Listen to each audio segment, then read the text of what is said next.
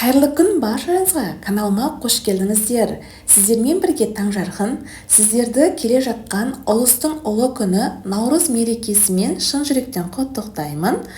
Ұлыс оң болсын, ағымыз мол болсын. Наурыз мерекесіне арнап Наурыз көженің жасалу жолымен бөлістім. Наурыз көжені әр аймақта, әр жерде, әр отбасыда әр түрлі дайындалады. Бүгін өзімнің жасалу жолымен бөлісіп жатырмын. 7 деген сан қазақта қасиетті сан, 7 түрлі дәнді дақылдан дайындайды Наурыз көжені. Мен бүгін өзімнің жасалу жолымен бөлісіп жатырмын. Наурыз көжеміз өте дәмді болып шығады. Ең алдымен Наурыз көжемізді дайындауға қажетті заттарымызды дайындап алдым. Бізге сүрленген етіміз, жілік болса да, қазы қоссаңыздар да өте дәмді болып шығады. Етіміз қажет, және ақ және сары жүгеріміз қажет, бидайымыз, фасоліміз, айранымыз, машымыз және кеспе мен құртты қостым. Наурыз көжемізді дайындауға қажетті заттарымыздың барлығын дайындап алдым. Ең алдымен ыдысымызды аламыз. Ыдысымызға жақсылап жуып етімізді, және мен осылай сүйек қостым. Сүйегімізді саламыз, және ақ жүгерімізді, сары жүгерімізді жақсылап жуып қосамыз. Дәндеріміз, ақ жүгері, сары жүгеріміз пісуі көп уақыт алатын болғандықтан мен етімізбен бірге салып қайнатамын. Және фасолімізді де жақсылап жуып қосып жібердім. Фасолімізді ет қайнатқаннан кейін барып қоссаңыздар да болады. Осылай үстіне суымызды құйып, отқа қойып, бетін жауып, қайнатуға қойып қоямыз. Қазанымыз қатты қайнап кетпесін. Осылай жай қайнап бастағанда бетіндегі шыққан көбіктерін алып тастаймыз.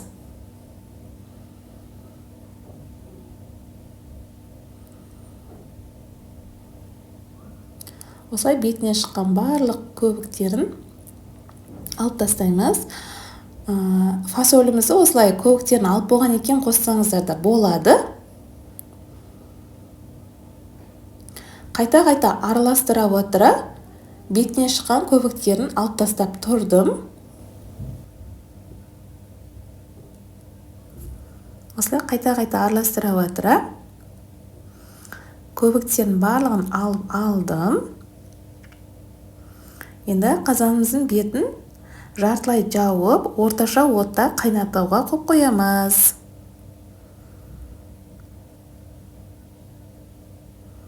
Осылай мен 3 сағаттан аса қайнаттым. Жүгеріміз пісейін деп қалған.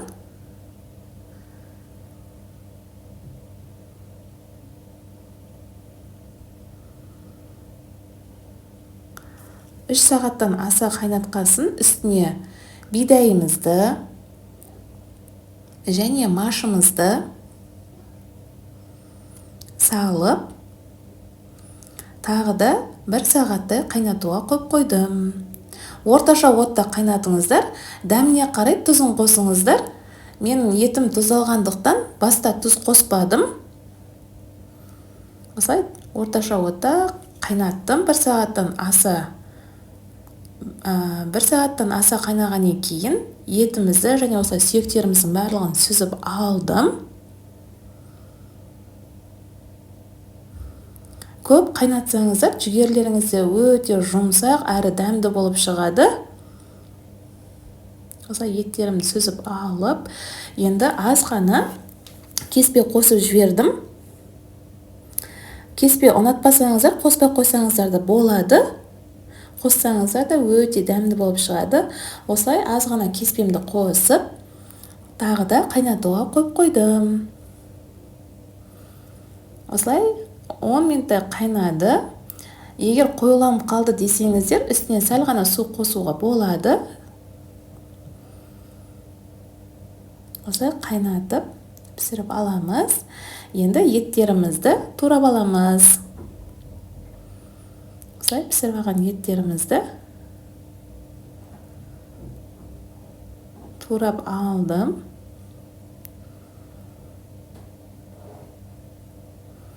Қазы қоссаңыздар да өте дәмді болып шығады.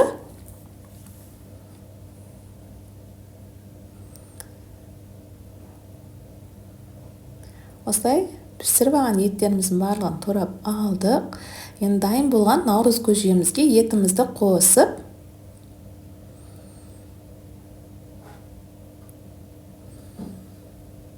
жақсылап араластырамыз.